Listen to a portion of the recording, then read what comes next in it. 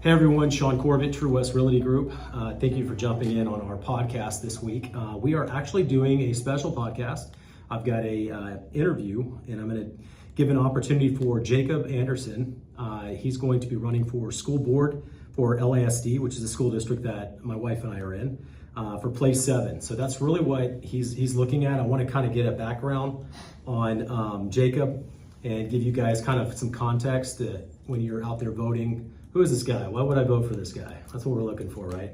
I appreciate So Jacob and Corey, friends of ours. He actually was an assistant principal at the school my wife currently teaches at. So they got to know each other that way.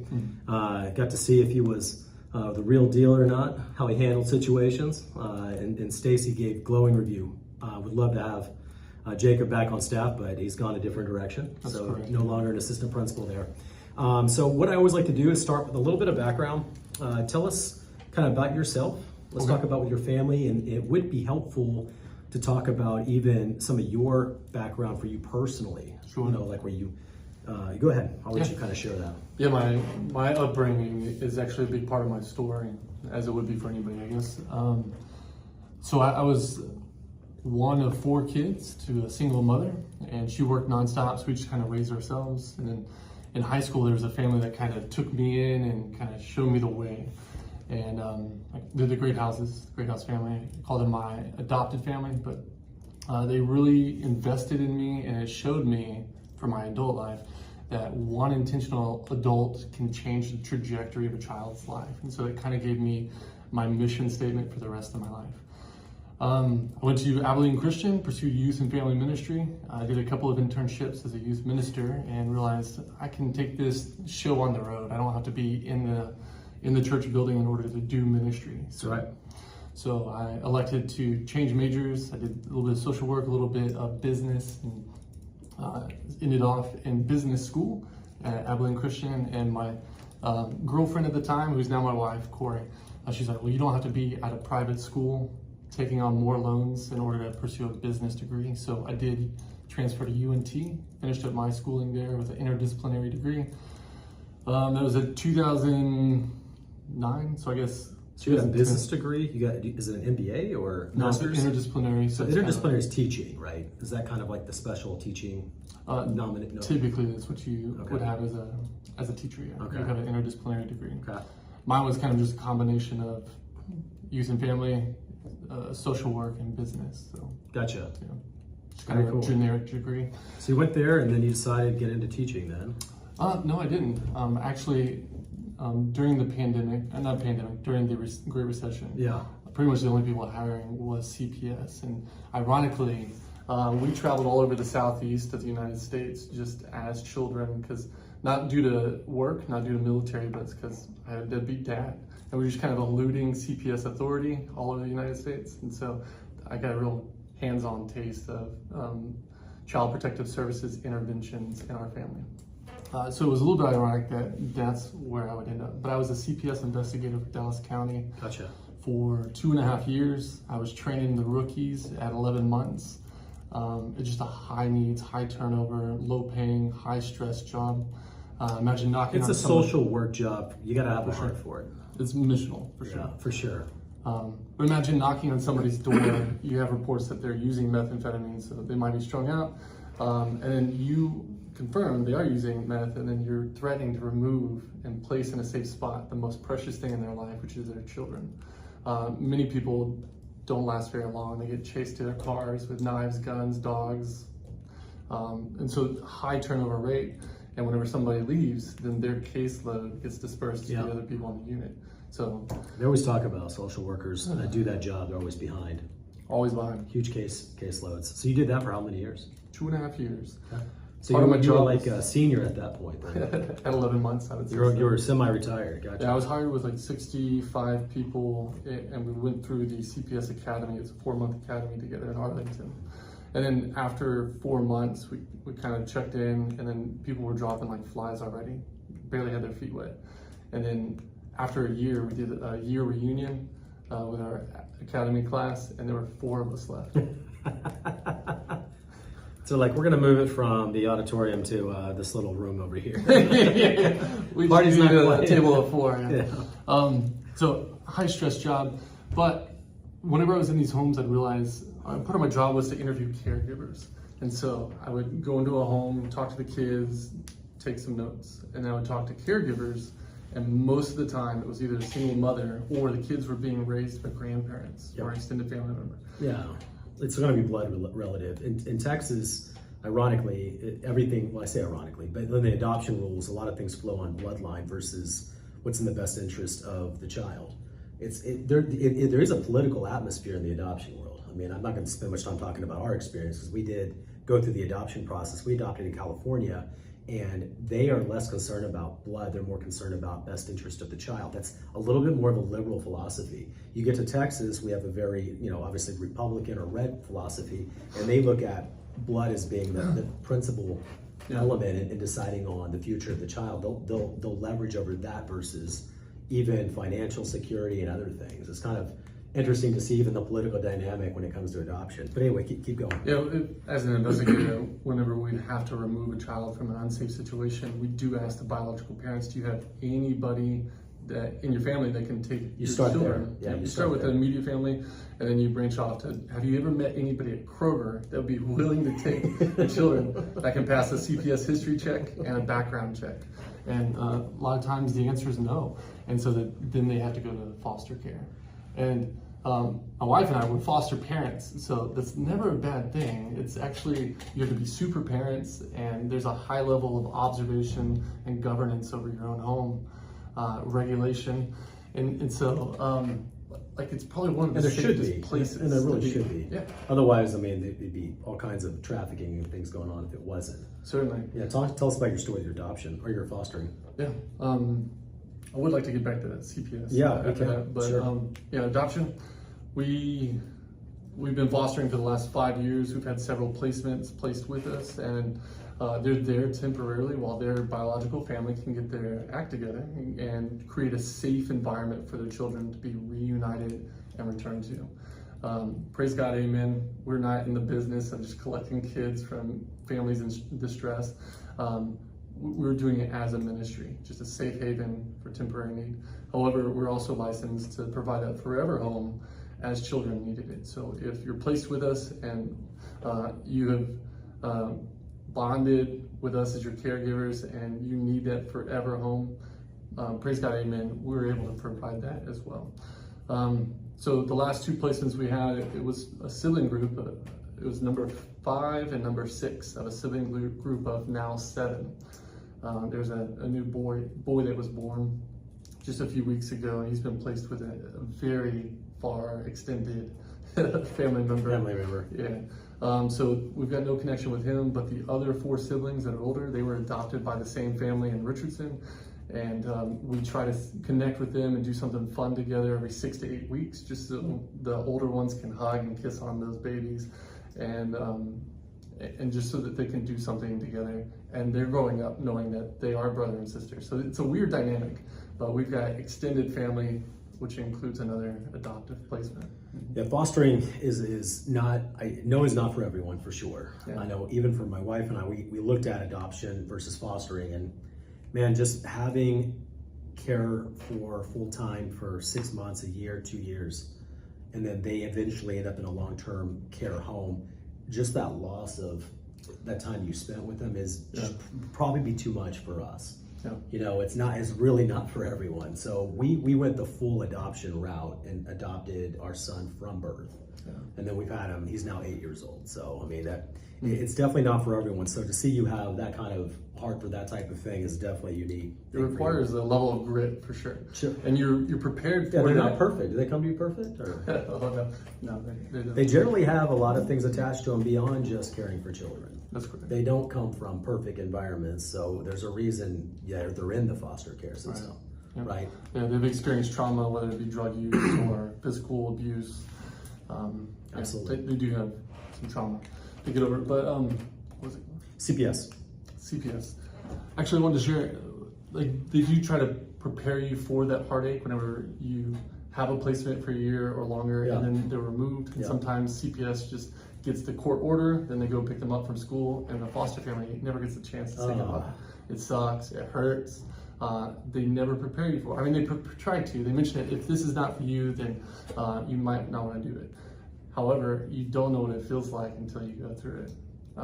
So it is hard, but it's extremely rewarding. And just like I mentioned with the Great House family taking me in while I was in high school, as a high schooler, wow. It just changes You don't the know if you would child's take life. you in, right? I would. But yeah, let's go back to CPS. So while I was doing that for 2.5 years, I saw a billboard that says, "Want to teach? When can you start?" And it was an alternative certification program through Texas Teachers. It's during the desperation for the teacher crisis, trying to hire teachers. It may have been. It's an alternative cert option. Yeah. I So don't you think got there the was a teacher. interdisciplinary, so that normally leads you into being able to take and sit for the. I wasn't a certified teacher, and it Okay. wasn't in education. It was a culmination of several other degrees. Okay. Right. So you did the alternative cert. So yeah, I just felt like that would be a way for me to be a proactive change agent instead of just always responding to family crises, collecting data, reporting it to my supervisor to make a decision, for me to execute that. I wasn't really changing lives. I was just living behind family crises, Yeah. responding to that. So this put on my mind of, hey, this would be a great opportunity for me to be a change agent, get ahead of family crises.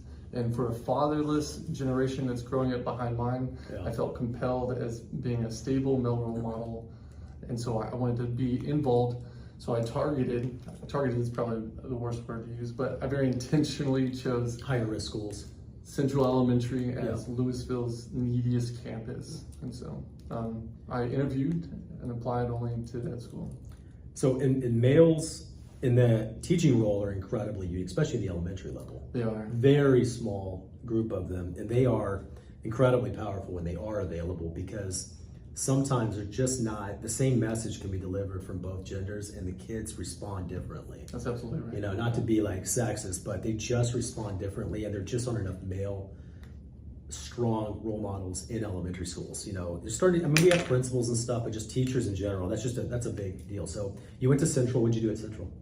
I was a special education teacher for 2nd grade through 5th grade, inclusion and resource. And then I was certified and there was a need, so I moved over to the general education dual language department, and I taught the English side and my counterpart taught the Spanish side, and we switched kids every week. Yeah. And it was 3rd grade, all subjects. Yeah, that's what I taught.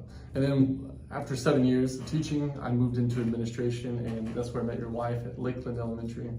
I did 2 years of that, probably the 2 hardest years of public education, right after COVID. So we're trying to relearn what public education looks like after a global pandemic. And it was the first year we were back, it was every 9 weeks we'd introduce kids to the campus, and we would dismiss them to remote learning. So it was like a brand new day of school every 9 weeks. And so you got to start all over in the classroom, setting expectations, talking about discipline, and this is what we do during our stations, just reintroduce everything like you would the first 2 weeks of school. It was especially, I know it was especially hard for teachers during the COVID, having to be, you still have the expectation of delivering a certain performance and results, but you've got both hands and your legs behind your back, Right. doing it through a TV or to a screen. I mean, it is incredibly challenging.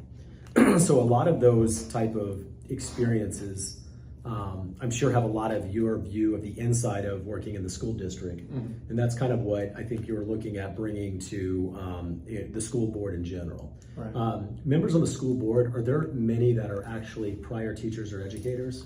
I think Buddy Bonner is the only prior educator, and he taught secondary level. I could be wrong.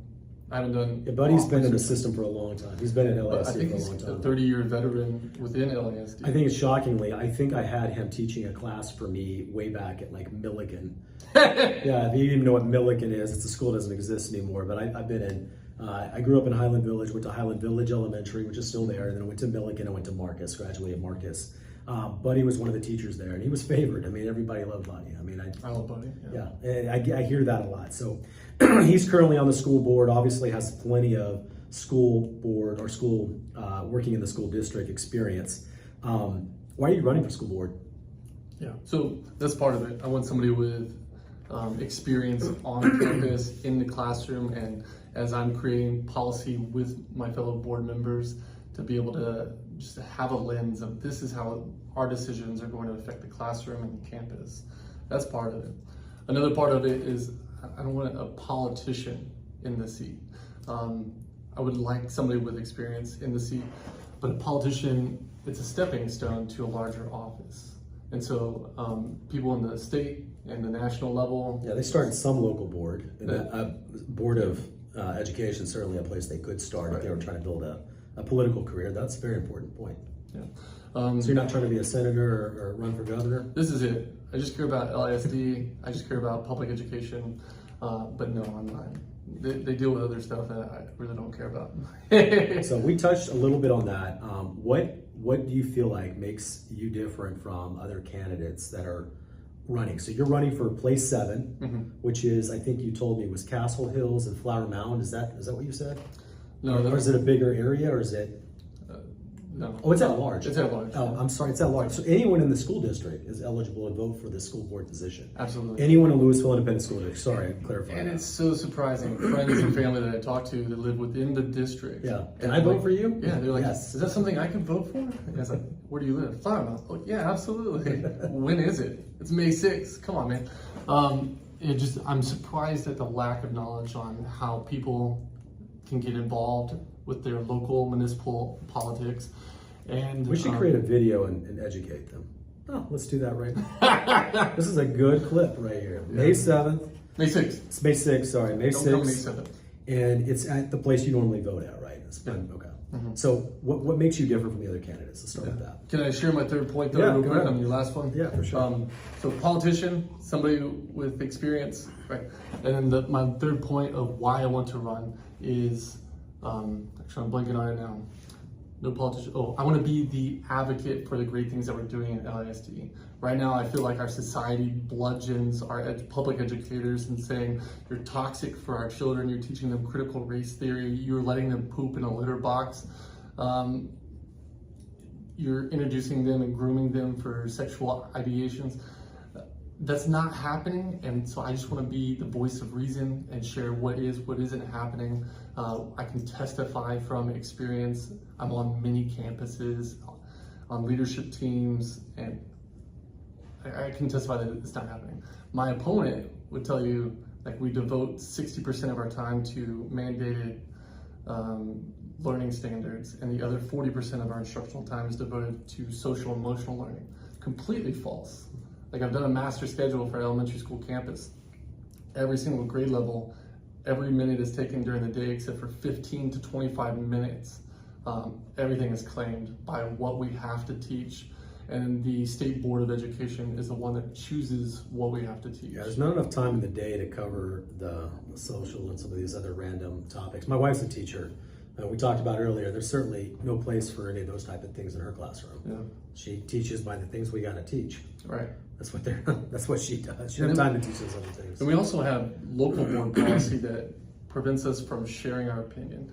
So if I want to project my sexual preferences or practices on children, by board policy, I'm not supposed to be doing it. I'm supposed to remain neutral. Or if we're talking about politics, and then somebody asks me, hey, Mr. Anderson, what is your opinion about the topic? Well, my opinion doesn't really matter.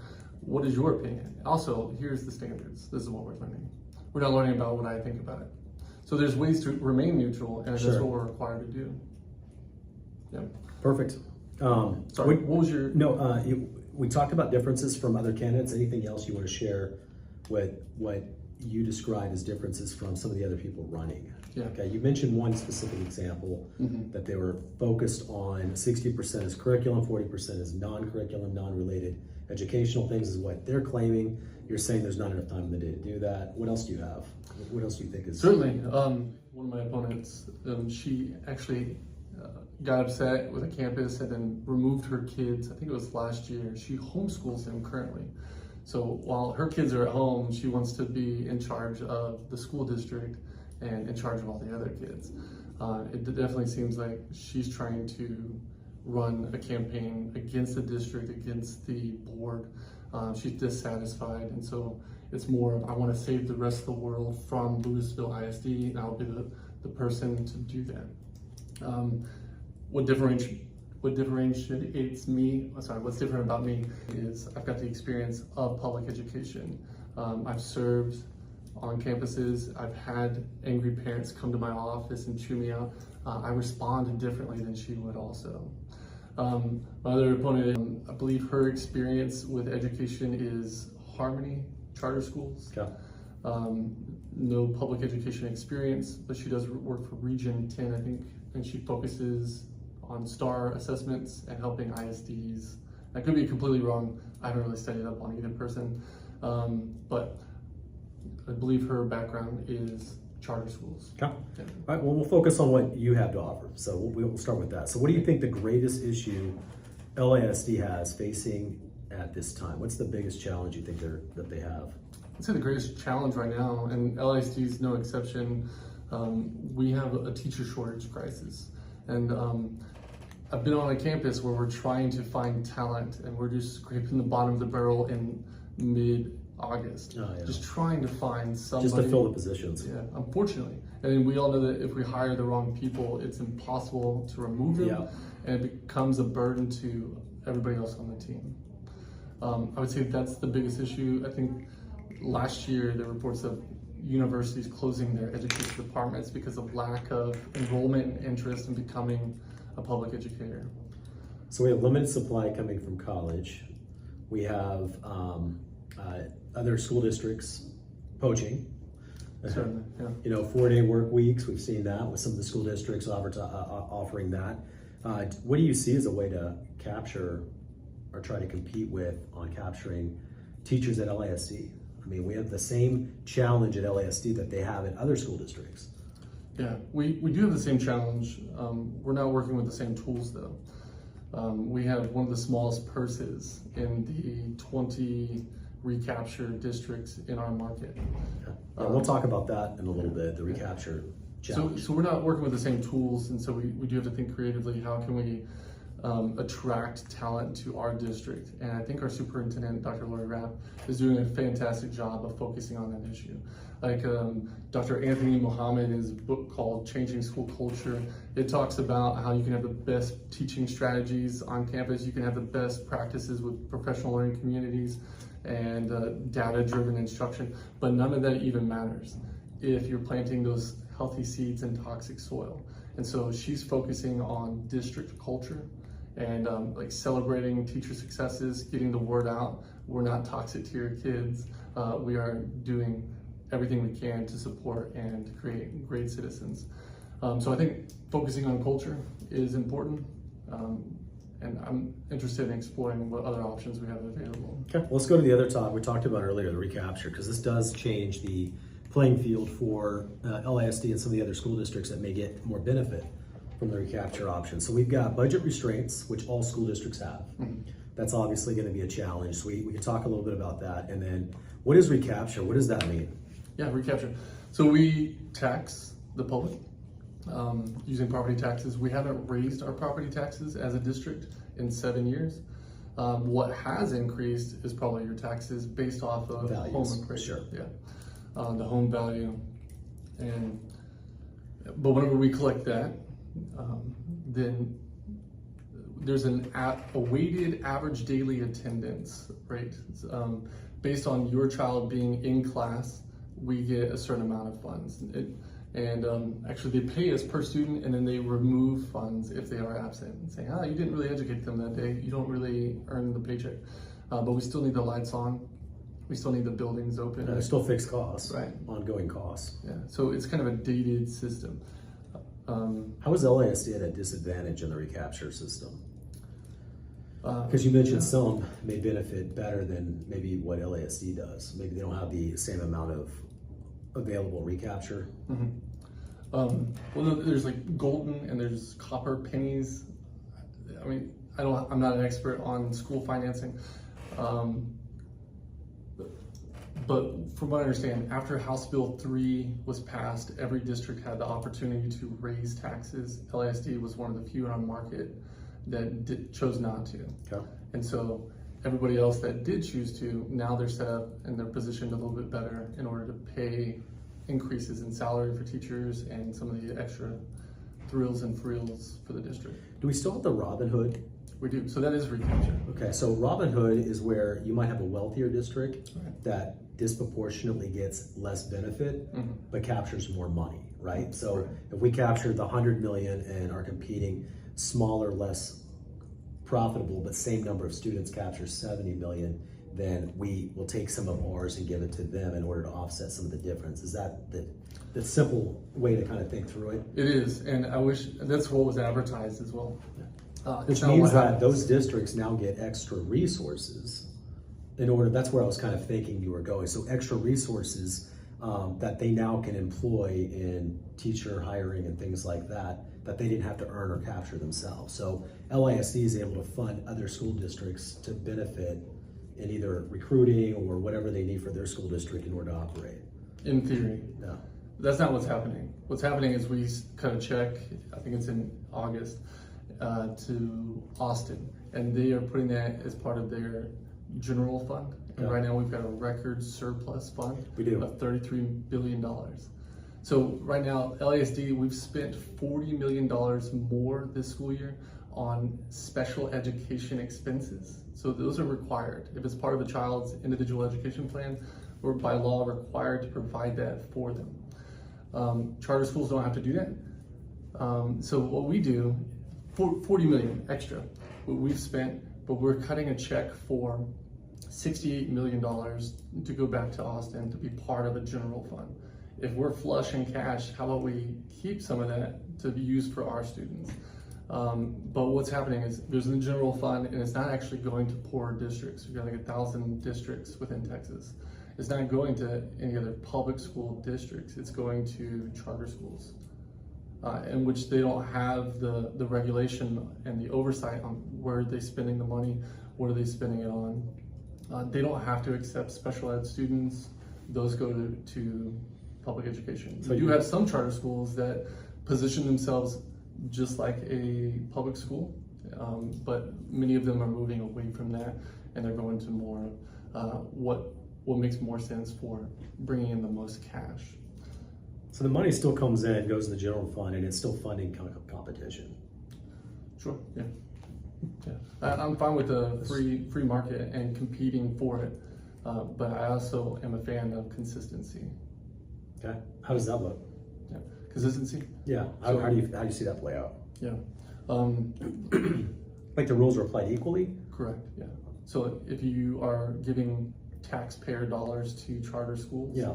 then they need to also accept every student that comes to the door. So like if you had autism and your brother was a normal student, Yeah. you say, we'll take your brother, but you need to go to Central Elementary. Gotcha. Sorry, buddy. So they're not held to the same standard, the same rules that the rest of us are. Very interesting. Let's talk about COVID a little bit. Yeah. What has that done to, I know it's affected every school district negatively, all of them. I think most students have come out. I know in the odd sense, like even my son, he was very social, and he's a very social boy. He had to wear a mask for them the whole year. And he's real big on facial expressions and stuff like that. And he wouldn't be able to connect and see how other people. So I don't even know what a year of that has done to him, right? And he's only in kindergarten at the time. I mean, I can't imagine what it's done for others that could not go to school, remote learning only. You missed the entire year of social interaction, things like that. So what kind of challenges are you seeing? And how's that affecting, how about the student performance in general? Yeah. What grade is your son in? He's second grade now. Second grade now. Yeah, he saw a good bit of it. Our third graders right now are the ones that are affected the most. And we see that in our... Because they started in first grade, right? Kinder is not a hard grade. He started in kindergarten. I thought he was in kindergarten when COVID hit, but keep going. Yeah. So you're saying So third grade right now, we see that in student behavior. We see that because they started off with a weird situation. They didn't learn how to do school. Neither did the parents. So third grade is hit heavy right now, and like last year, our second graders were a real difficult group, and then before that, our first graders, difficult group. Yeah. It's just working its way up. It's evident in our student data, our achievement data, and our reading scores. I'm happy to say that Louisville and the schools that I've worked at in particular didn't really see that the divide yeah. Such the devastation that other schools just took out. I contribute part of that to the 1X program. We're already prepared with children that had technology in their hands and they just go home with it. And our district just had to quickly respond to how do we make sure that kindergarten, or I guess pre-K through third graders got those iPads also, or some sort of technology to continue their education. So 2020 spring break hit, and we had a late spring break where other people had to stay closed longer. Then we had like 3-4 weeks where we're just recording ourselves doing lessons and pushing it out while we're at the same time trying to make sure that they have some technology and some broadband to be able to access that learning. But yeah, the effects are real, but it's never an excuse, right? You could see in the data that, man, these kids are struggling, but it's never an excuse to not do anything. So as we talk about data and our students on campus, is always like, well, these are the ones that are affected the most by COVID. It's like, well, okay, but what are we doing about it? And so, yeah,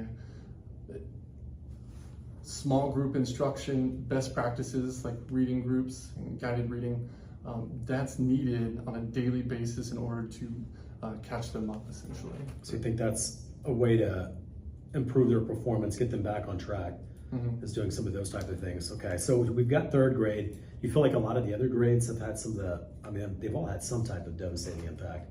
Absolutely. You see them as the most because that's where they came into school learning. That's correct. Yeah, they started off behind, and that obviously will catapult going forward. But I mean, you think like, you know, someone that was in middle school, now they're in high school, there's got to be some social devastation or even performance or academic. I mean, don't they see like traditionally like the statistics have gone down in performance on students that have gone through COVID compared to the prior years? Yeah, for a couple of years we weren't giving school accountability ratings at all, just kind of dismissing the findings. Yeah. And we did that for a couple of years. So okay, so that's coming back. We've got to have some type of standardized system, whether we all like it or not. I know a lot of people push back on standardized tests because we teach the test, not to what we should be learning in classroom. Those are all those debates on what we should be doing in the school. If you don't perform well on the school required test, then they will reduce your funding. I know there's also kind of some political footballs that get played around. What effect has the media had on what's happening in the classroom? That's another thing that's been, in the past, we haven't had as much excitement and energy on, you know, the people in general getting involved in the school politics of it. But for some reason, now there's some really hot topics that get thrown around. And some of it is, you know, all teachers are teaching a certain way. They're teaching 40% non-required items, and they're teaching them, indoctrinating them on how to be gay and how to do all these other things. Or they say all these crazy things because it's fun to read. I mean, it's true, but media really likes to spin and create a lot of this, these type of things. How do you think that's changed the public's perception on, you know, the school district or how people are doing things in the school district? Yeah. I don't want to say that those things aren't happening across the United States. There's some. But you're only applying for one board. That's right. That's right. And I can only speak from experience for working with LASD. The media plays a huge part, and that's one of the reasons why I left, and that's one of the reasons why I wanted to get involved as a policymaker and be the advocate for what we're doing what we're actually doing on campuses. You hear all sorts of crazy things, and if you listen to a national news, it's the same thing that applies to our housing market. If you listen to the national news, you don't understand what's happening in DFW, right? Same thing if you're listening to what's happening in California, New York, and Arizona. You're thinking that, holy crap, the world's on fire, and our teachers are extremely toxic to our children. I'm going to remove them and put them in private school, or I'm going to homeschool them. But some of it's propaganda, and some of it is just not happening here. We do have laws and regulations that prevent a critical race theory. We have social emotional learning. It's probably not what you think it is. What else we got? Furries, people pooping in litter boxes inside the classroom. That's not happening. Yeah, I don't think that's probably happening. I don't think that's probably happening. But they might write something on some unique story somewhere. What about the other hot topic they talk about is books? So Keller's been hot on this thing right now. Keller ISD, I know they've been in the news a lot about what books are in and what books are out. And is there I know this is another topic that may get overplayed. Like, you guys have all these books in there that are teaching kids in second grade about sex and, all these crazy things. So what kind of things are you seeing and what's really actually happening? Yeah, so this last couple of years, this has really blown up into a big deal. It is a big deal. I don't want my kids exposed to sexual or pornographic stuff from my school's library. It's ridiculous. It shouldn't be happening. What's happening is, also, I don't have a library science degree. I know that there's more that goes into it, but from what I understand, if we allow a book to be adopted and placed on a library school shelf, then it's extremely difficult to have it removed. But there is a process. And so LASD has actually had an initiative to be able to not just have one screening, but there's 2 screenings now to make sure that we're not having stuff like that enter our libraries. But if something does get entered into our library, then we do have a process in order to report the book, the title, and then have it removed from the shelf. Yeah. But again, how do they determine, like, who decides what stays and what goes?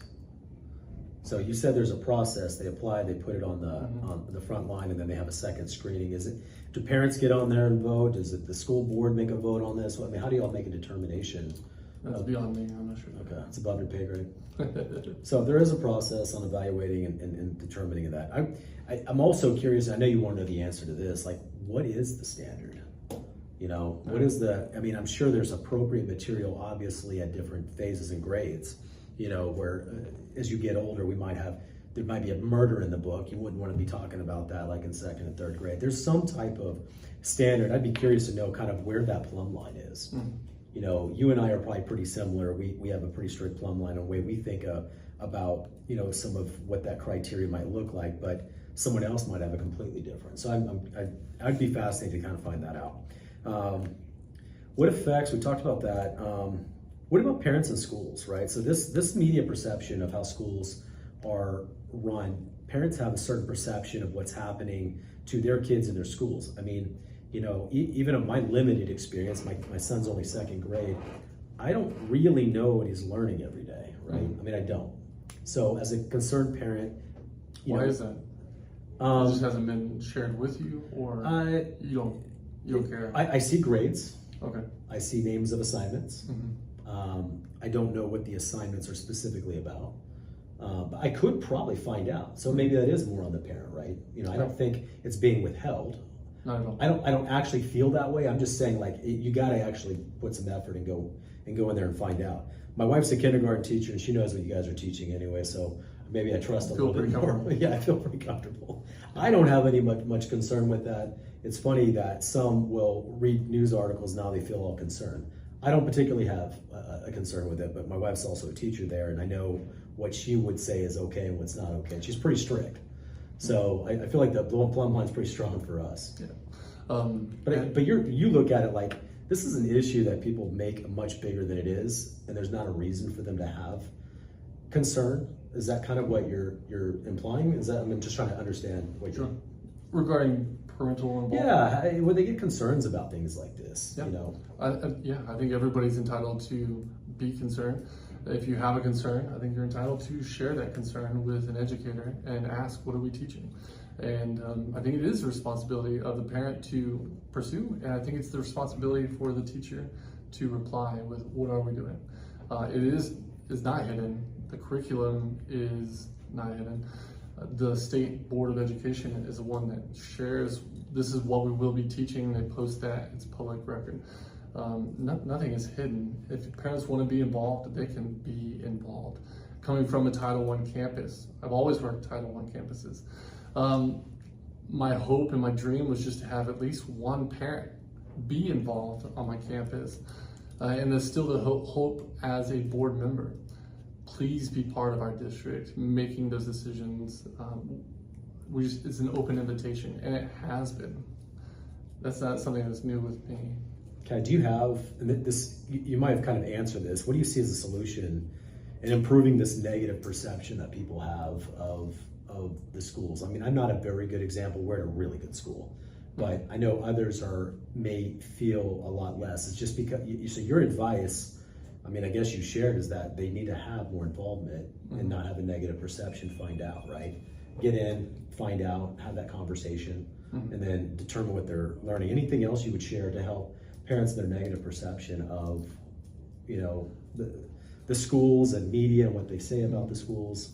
Yeah, so just like you would, you'd want to talk to a realtor or somebody who knows the housing market. Sure. I would say test your sources. So if you're listening to a family or the media, just test it. Like just ask somebody that's directly involved in your child's education. What are we talking about in class? So validate your source is what I would say. Be involved on your children's campus. But also, like one of my opponents is, she has these concerns and she's running on them. However, she's brought them up during board meetings. They've been fully investigated by the district, reported in writing to her by the superintendent, but yet we choose not to believe. And it's been fully investigated and debunked. And then we continue to fan the flame of misinformation. So that's one of the reasons why I'm running, is to try to fight against that. But it's an uphill battle. And then there's another catchphrase, another good political football. They talk about education versus indoctrination. I know we kind of talked about this before, where you have people that are concerned about things that are taught in class and things like that.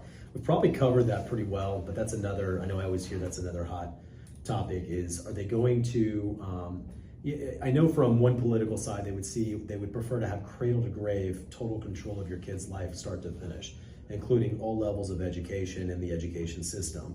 And then the other side was like, let's privatize this, let's create competition. I think you're kind of in the middle, where you think schools should compete, and we should compete as a district against other districts in order to get the best talent, have the best results, right? I mean, I think competition weathers out a lot of these negative aspects. I think that's also something really good. Anything you want to say on that? Yeah. Right, competition is great, free market is great, but whenever the government chooses winners and losers, I'm not okay with that. And we do that by inconsistent guidelines and rules. Okay, you talk about it, and that's a little bit more on the business side of the school stuff. So what does that mean? Because the parent's probably not going to understand that particular language. What rules and guidelines do you feel like the government is unfair in how they present and do things? So again, with the recapture and funding for charter schools, is not the same rules that they have to go by.